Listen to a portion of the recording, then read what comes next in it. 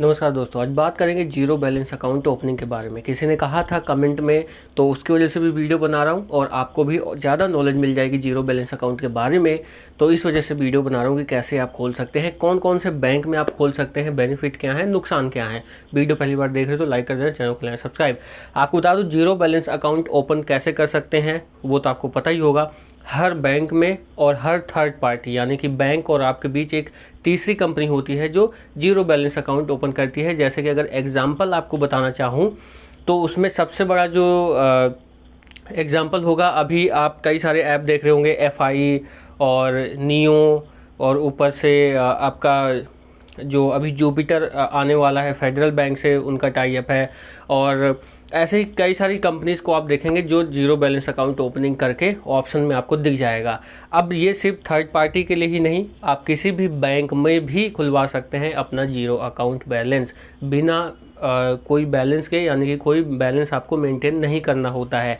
अब उसमें कौन से बैंक आ गए, उसमें सारे बैंक आ गए, एसबीआई भी आ गया, पीएनबी भी आ गया, एचडीएफसी भी बैंक, जो प्राइवेट हो चाहे गवर्नमेंट हो, सब में ऑप्शन है zero balance account option opening करने का। ये हो गई पहली बात।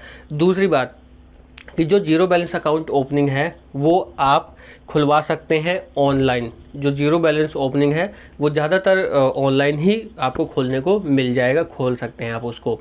अब यहाँ पे आपको बताना चाहूँगा डॉक्यूमेंट्स क्या लगेंगे, आधार और पैन कार्ड, बस। और कुछ ज़्यादा इसमें आपको लगाने की ज़रूरत नहीं है और लगता भी नहीं है।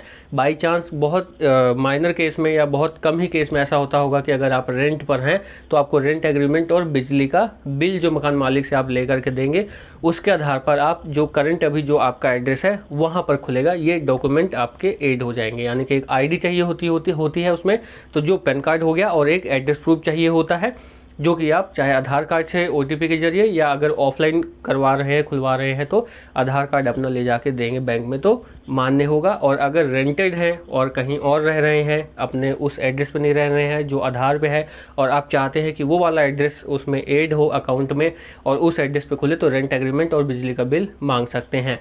साथ ही साथ इसके अलावा अगर आपके नाम पे कोई ब्रॉडबैंड जैसे एमटीएनएल हो गया, बीएसएनएल हो गया, इनका अगर फ़ोन नंबर का बिल आता है उस एड्रेस पे, तो वो भी वहाँ पर आप दे सकते हैं।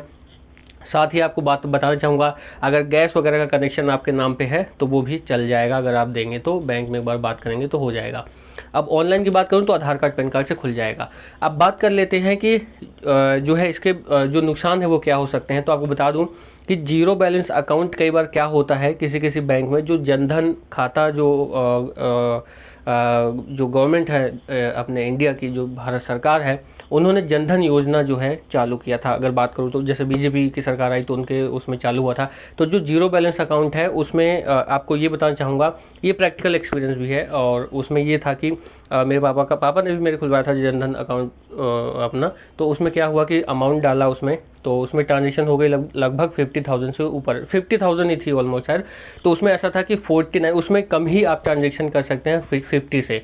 तो ये आपको पता करना पड़ेगा कि अगर आप जीरो अकाउंट खुलवा रहे हैं तो ट्रांजेक्शन लिमिट आपकी क्या मिल रही है। हालांकि ऑनलाइन जो बात करूँ, ऑनलाइन जो अकाउंट्स खोल रहे हैं या थर्ड पार्टी जो खोल रहे हैं, उसमें तो ट्रांजेक्शन आप 1 लाख तक आप कर सकते हैं, क्योंकि वो डिजिटल होते हैं तो आप कर सकते हैं। लेकिन विड्रॉल अगर बैंक की बात करूँ तो जनधन वाला जो खाता है उसमें 49,000 ऐसा कुछ है कि आप ट्रांजेक्शन मैक्सिमम जो है वो कर सकते हैं, उससे नीचे ही।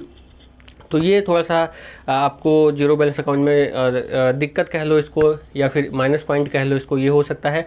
लेकिन हर बैंक में ऐसा नहीं होता है, हर अकाउंट में ऐसा नहीं होता। ये जनधन का एक्सपीरियंस था मेरा तो मैंने आपको शेयर किया। लेकिन जब आप जीरो बैलेंस अकाउंट खुलवाने जाएं तो ट्रांजैक्शन अपनी ज़रूर पूछ ले कि कितने की आप वैलिड है और कितने की आप कर सकते हैं। नहीं तो हो सकता है जैसे हमें ज़रूरत थी, हमें क्या था, कहीं से हमें पेमेंट आई थी आनी थी, तो वो उस अकाउंट में हमें रिसीव करना था और उससे निकालना था। तो क्योंकि वो जो बैंक था वही गाँव में था, तो गांव की पेमेंट की बात कर रहा हूँ मैं आपसे। तो वहाँ से जो उनके पास बैंक था वो बैंक था जिसमें जनधन का अकाउंट था, शायद इलाहाबाद बैंक था। तो ऐसा कुछ प्रॉब्लम होना पड़ा, फिर पापा को उसी अकाउंट में उसी बैंक में एक अकाउंट खुलवाना पड़ा जो कि जीरो बैलेंस खाता नहीं था, 1000 वाला खुलवाना पड़ा। फिर वो अमाउंट उसमें ट्रांसफ़र किए गए, तब जाके वो निकालने की अथॉरिटी मिली। और ये सिक्योरिटी पर्पज़ की वजह से ठीक भी है, क्योंकि जनधन खाता जो है वो जीरो बैलेंस अकाउंट होता है। खैर हो सकता है ये पॉलिसी चेंज हो, ये अभी मैं आपको 1 साल की पॉलिसी का बता रहा हूँ। और उसके बाद आप जो ऑनलाइन ट्रांजेक्शन ऑनलाइन जो खोलते हैं जीरो बैलेंस अकाउंट, वहाँ पर तो आप टर्म एंड कंडीशन में देख ही लीजिए कि आपको कितनी परमिशन दी जा रही है और जो जीरो बैलेंस है उसमें ट्रांजेक्शन्स करने की, क्योंकि डिजिटल होता है तो उसमें आपको छूट ज़्यादा मिल जाती है। तो इस तरह से आप टर्म एंड कंडीशंस वगैरह देख करके ही अकाउंट जीरो बैलेंस का खोलें। और किस यूज़ के लिए आप जीरो बैलेंस अकाउंट खोल रहे हैं, ऐसे ही नहीं कि अगर खुल रहा है तो खुलवा लिया, ऐसे ही नहीं खुलवाना है। रिक्वायरमेंट है, ज़रूरत है। और क्योंकि अभी लॉकडाउन है तो साइट डॉक्यूमेंटेशंस बंद है। पिछले महीने की बात करूँ तो अकाउंट नहीं ओपन हो रहे थे। फिर मुझे जो ज़रूरत थी, फिर मम्मी का कुछ काम करवाना था तो उसमें पेटीएम पेमेंट बैंक में खुलवाना पड़ा। हालांकि वो यूज़ नहीं हुआ, उसके बारे में एक अलग से वीडियो बनाऊँगा। तो ये सारी प्रॉब्लम्स हैं जो अभी फ़िलहाल देखते हुए आप अच्छे से बात कर लेना।